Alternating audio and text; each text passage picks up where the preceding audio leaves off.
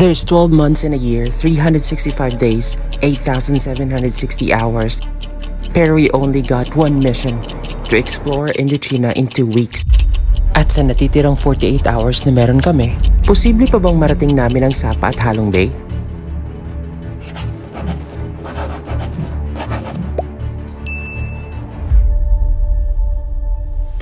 Mula sa jump pack activities namin sa Ningbing, ay nakabalik kami ng old quarter. Dito, may iwan si Josh para sa early flight niya kinabukasan pabalik ng Pinas. Samantalang kaming tatlo ni Fidio at Maestrang Laagan naman ay dediretso naman sa biyahe papuntang Sapa. Kung matatandaan, tinulungan kami ni Auntie Yen na makahanap ng sleeper bus papuntang Sapa at pabalik. We already go here to Sapa and then Sapa back here. How far? 400. So, the limousine will wait for us.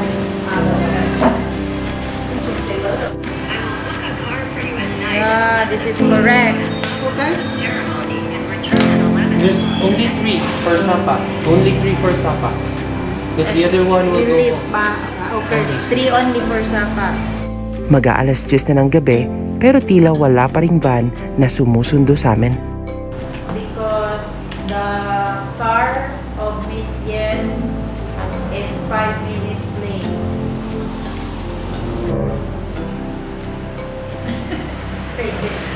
Hanggang sa...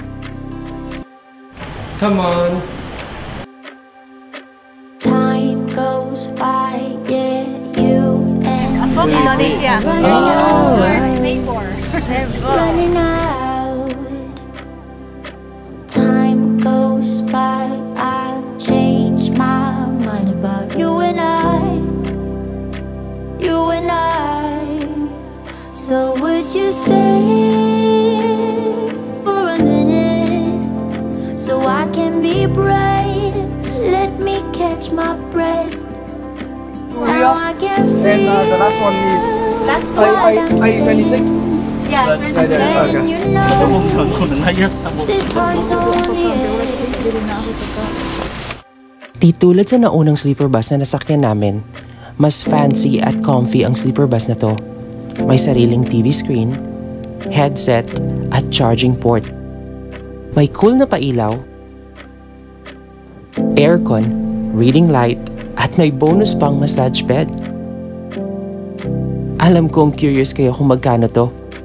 Ito'y nagkakahalaga lang naman ng 450,000 Vietnamese dong o 1,035 pesos. Medyo pricey pero sulit talaga. At dahil galing pa kaming Ningbing, agad kaming nakatulog.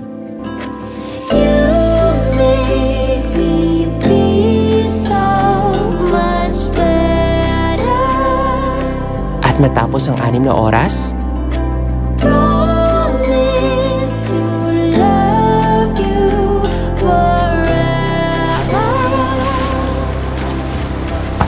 maliban sa Hanoi, ang Sapa ay isa rin sa mga probinsya sa Vietnam na nakakaranas ng winter mula Desyembre hanggang Enero.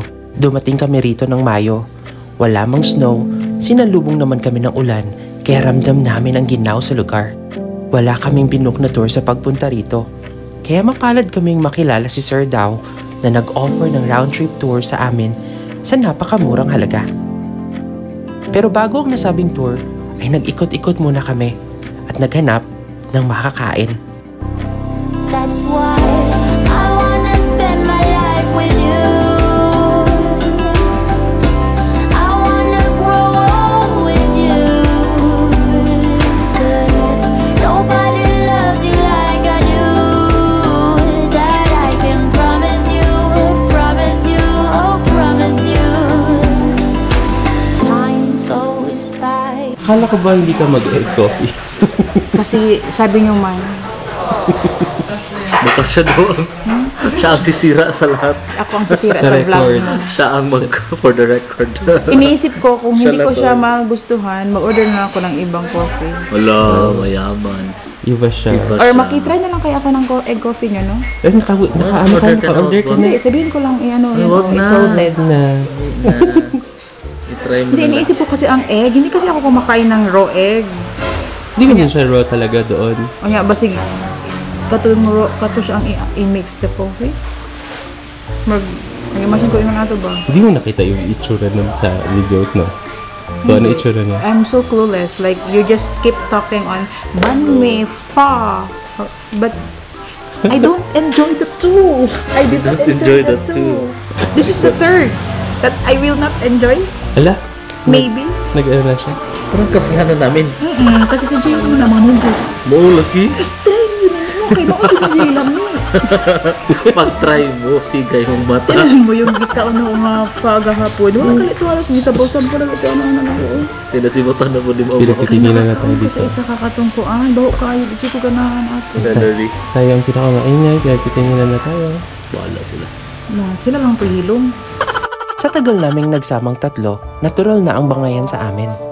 Sabi ko, kasalanan to ni James pag hindi ko to nagustuhan. Kasi pagbaba pa lang ng airplane, magsabi siya, excited na talaga ako mag-banh mi. Gusto ko i-try talaga first mag-banh mi. Excited na ako mag-pho. Excited na ako mag-egg coffee. Gusto niya sa first day pa lang lahat na ng mga coffee shop. Libutin para lahat na Kasiraan ko man lang. Oo, ganun. Ganun ang influence ni Chasing James. Minsan bad. Minsan lang good. Bad hat. Kay video bad lahat. Ayan daw siya, i-mix lang daw siya sa ubos. Pero dapat dili siya maguba sa taas. Lain kayo dili guys, kailangan hilom kayo kamusulti. Kaya hilom man sila. Kami lang ibanha. Maulo kang magbanha po. Nagbasa pa sila guys. Ha? Nagbasa. Magbasa sila. So, I think you like it. Ito ang pumuto sa sumpa. Matapos yurakan ng pagkatao ko ni Maisrang Lagan, kami nakapag-quick outfit change at naghintay ng aming masasakyan. At noong oras na ng tour, agad kaming inorient ni Sir Dao ng mga lugar na pwede naming puntahan. Wow! The updates us now.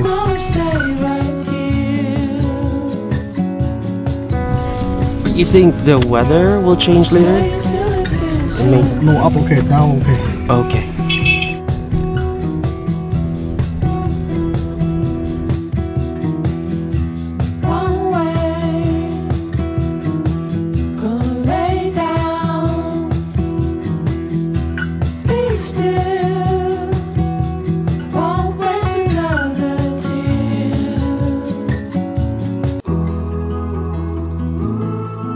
Sa bilis ng ikot ng mundo at sa natitirang oras na meron kami, masaya akong kahit isang saglit. Ninamnam ko ang bawat minuto ko rito. Alam ko na pagkatapos ng trip na to, babalik na ang lahat sa dati. Deadlines, pressure, stress, walang kamatayang routine.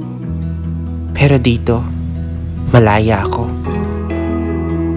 Sa pambihirang pagkakataon, tila ang lahat ay nag-slow-mo. Tapos na-realize ko na sometimes doing less is feeling more. And for the longest time, I felt myself again. I felt pain. I felt joy. I felt tired. I felt gratitude. I felt freedom. Ang sarap. Ang saya. Siyempre, matapos makapagkwentuhan at kulitan, oras na para sa iba pang bagay na pwede namin gawin dito sa Sapa. You need to get away. It's time we make a change. Oh, you know you'll always have me. Baby, I will always stay with you. So put your trust in me. We'll work it out, you'll see. If we get in a car and drive someplace far, yeah, we could go for a ride. The two of us, we don't have to stop. Baby, let's go for a ride. You and I, let us run away.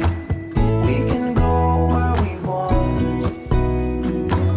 I'll have your back if you'll have mine. You and I,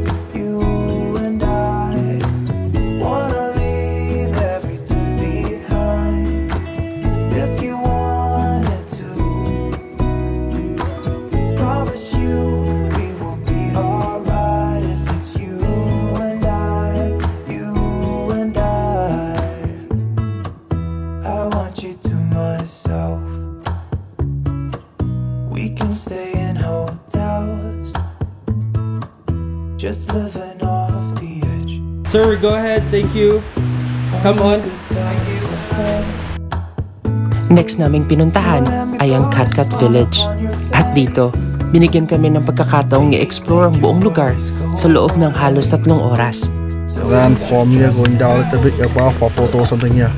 Need a photo? After photo here we can go photo, picture, a lot of picture. Got a lot of beautiful play, okay? We should be here about like 3 p.m. something. Okay. You know, just because we need to go to Sun Plaza also. Yeah. Hello.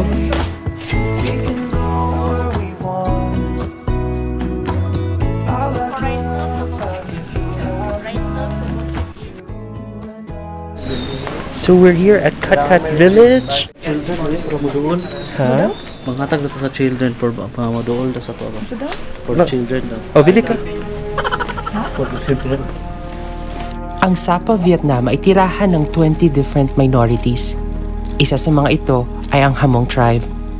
Sila ay nagmula sa mga bulubunduking rehiyon ng Southern China. Pero dahil sa kaguluhan noong Han Dynasty, sila ay lumikas at lumipat ng Sapa, Vietnam taong 1848. Sa kasalukuyan, nasa 1.3 million Hmong people ang naninirahan sa Vietnam. At mahigit 80 pamilya rito ay naninirahan dito sa Katkat Village. Di pa man nakakalayo ay tila nahati na ang aming atensyon sa iba't ibang handicrafts na binebenta rito. At gaya ng itinuro ni Sir Jerome sa Ho Chi Minh, sinubukan naming makipagtawaran. Lingid sa aming kaalaman, ilang minuto na rin ang nasayang at di pa kami nakakarating sa mismong village. Ilang minuto ang lumipas at kami muling naglakad. Nagtanong-tanong. Sa kabila ng maalinsangang panahon pababa, kami ay nagpatuloy. May mga kapwa Pinoy rin kaming nakilala na tulad namin ay tila nawawala. Di nagtagal, tila nakita na ni Maestrang Lagan ang aming hinahanap.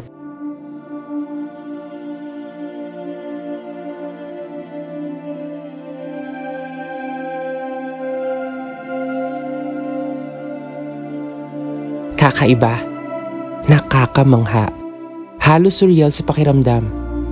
Sa makamodernong panahon, nakakatuwang isipin na ang makaluma at simpleng pamumuhay ng mga Hmong minorities ay napanatiling buhay at tila ito'y magpapatuloy sa mga susunod pang henerasyon.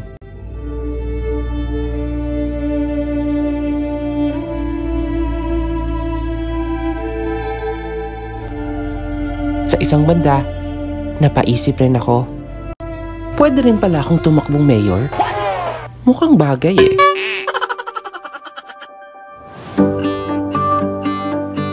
Samantala, nakatagta kaming sumakay ng sleeper bus pabalik ng Hanoi pagsapit ng alas 4.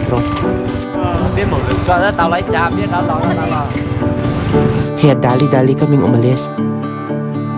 He's sitting on the driveway, thinking about the past day. It could have gone better. It could have gone better. His father comes out with a beer. He says, son, don't just sit out here. Go get her. Are you from here? From which country are you? Mapalad kaming maabutan ng sleeper bus na aming sasakyan pabalik ng Hanoi. 15. Taas? Mas maganda ata ang view dito. At the same time, gumagana na yung TV kasi meron pala siyang special remote control. 3:55. Super early. On time sila dito. Sobra, no? Wala pa nga 4. So, Kaya kung hindi na-late ka pwedeng tayo. malate. Yes. Pag na-late tayo ng 5 minutes, naiwan na tayo. Kaya nga. Plus lang pakialam sa mga late. Good luck na lang kahit bayad ka. Sa totoo lang, ayaw pa naming umalis ng Sapa. At may isang araw na lang kami dito sa Vietnam. Pagbalik sa Hanoi, nag-dinner muna kami sa tabi ng daan bago matulog. Bancha. Ano buncha? Sige, magkaya ko ng buncha. Magkano? 80,000. Nakakatakot. Sige.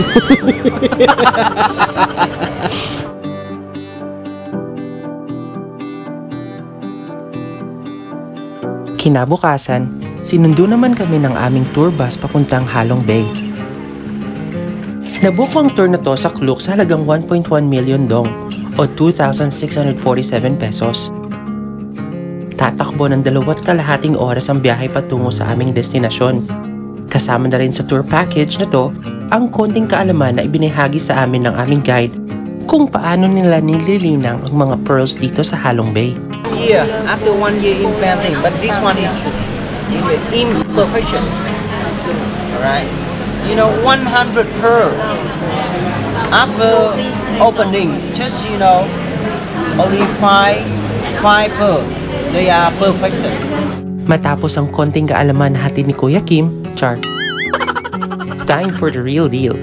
Sasakay na tayo ng cruise papuntang Halong Bay. Ang Halong Bay ay isang UNESCO World Heritage Site na matatagpuan sa hilagang silangan ng Vietnam. Ito ay binubuo ng mahigit 1,000 limestone islands and islets sa malawak na karagatan ng Vietnam. Ang totoo niyan, sadyang napakaraming dayuhang pumupunta rito. At syempre, pahuhuli ba kami? I wanna go there someday. I know we're going somewhere. Into the danger zone. It all points right to God. Kamusta ang food? I set myself aside on this drive. If you don't know the way, we can stop and make a change. I know we walk for days, losing hope, fading love. This night will be okay, waking up to another day. Sa pambihirang pagkakataon, nakasakay ako sa isang cruise ship na naglalayag sa napakalawak at nakakabighaning ganda ng Halong Bay. Nakakatuwang isipin na napapanood ko lang ang view na to noon sa mga vlogs at ngayon nakikita ko na siya ng personal. Ang maganda sa tour na to ay tila wala kang choice kundi magpaanod sa sandali. Sandaling maaring di na mauulit kaya dapat namnamin at pahalagahan. Ilang oras ang lumipas at kami bumaba para sa iba pang activities na pwedeng gawin.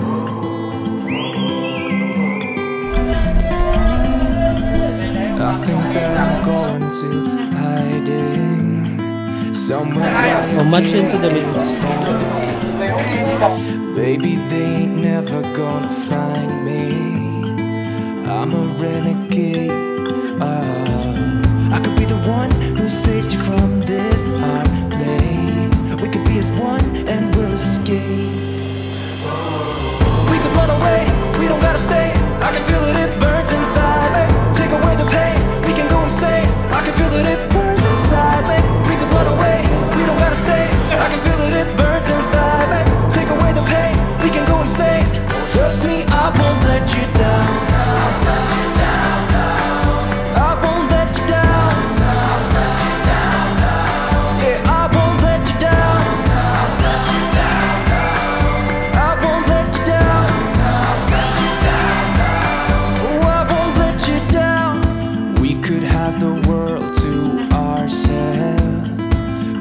Grabe guys, nakakatakot. This is death-defying. Grabe. I was afraid for my life.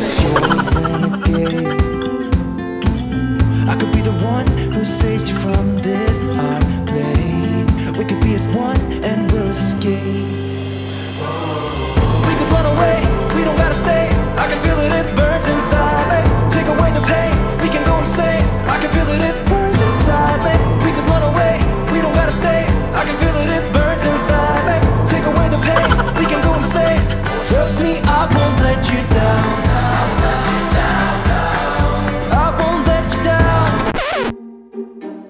Matapos ang boat ride at kayaking, dito naman kami dinala sa Song Sot Cave. Pero sa pagkakataong ito, sina Maestrang Laagan at Video na lang ang pumunta, habang ako ay nagpasyang magpaiwan sa barko. At habang ina-enjoy ko ang oras ko sa barko, sina Maestrang Laagan at Video naman. So, paakyat kami ng so many steps going to the cave. Kung kami video. Si James ay natira sa baba. Hindi siya sumabay sa amin sa taas. So, ang video na to ay para kay James. Coffee. Mukhang nag-enjoy sina Video sa loob ng cave, habang ako naman nakatungaw sa bintana.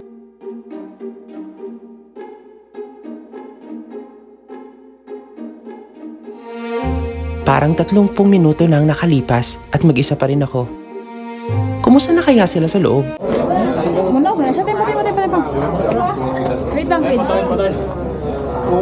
Lawan matahari. Lawan matahari. Archaeologists 11,000 years ago. So just each year, you know, the stalactite from Sterling, right? Stalagmite from Baltic rock, you combine together, create some very big column like this. Yes. Di nagtagal, naisipan kong magpalipad para makita ang ganda ng Halong Bay sa taas.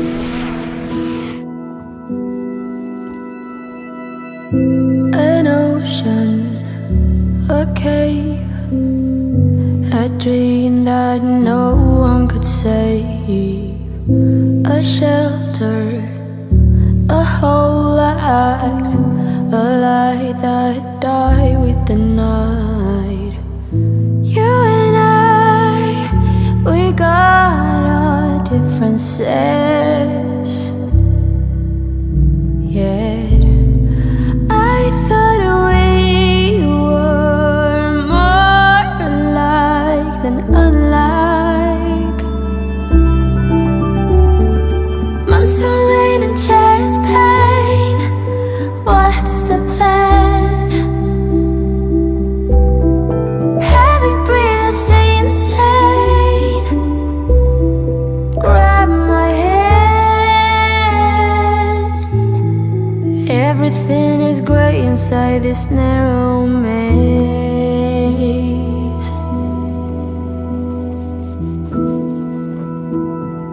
Pagbalik nila Maestrang Laagan at Video, tila ay nagutom sila sa kakalakad.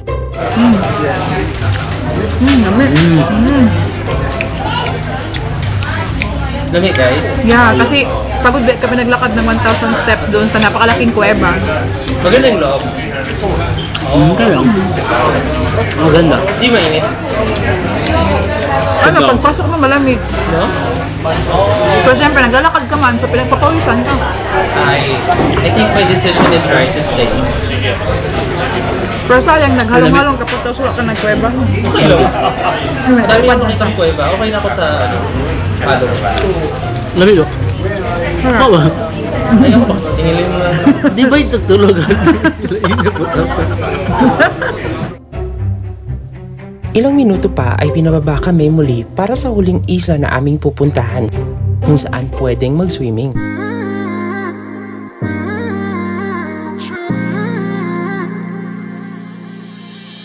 You were my best friend. Didn't care about the rules, good on the weekends. I'll be in fools, drifting to deep space. So brave and so stupid, just like the movies. I was gonna stay in the fight with you, just thinking we would do this until we couldn't do it. Each and every high, every night with you, you and me so clueless. We were just broken, shattered, singing along to nothing matters. Stray around like nighttime rumors. We were in too deep in your worn out sweater.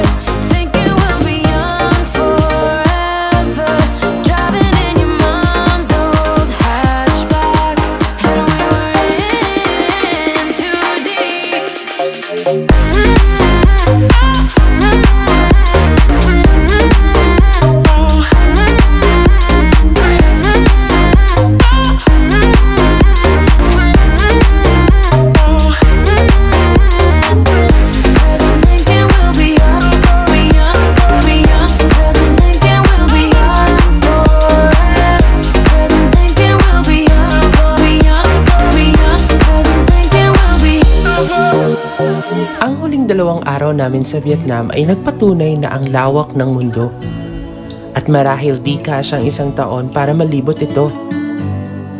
Sa loob ng 2 linggo, samot-saring atraksyon o lugar ang aming napuntahan.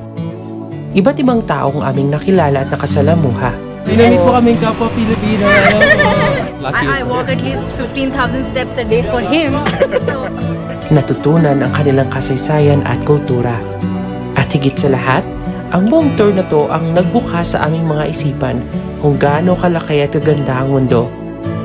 Balang araw, babalikan ko ang mga sandaling ito at sigurado ako na di pa ito ang huli. Marami pa akong pwedeng puntahan. Kung kailan, only time will tell.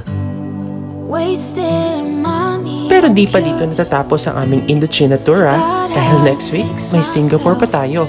Ano, chika pa? They say that time is free. Then why is it so precious? Oh, I'll say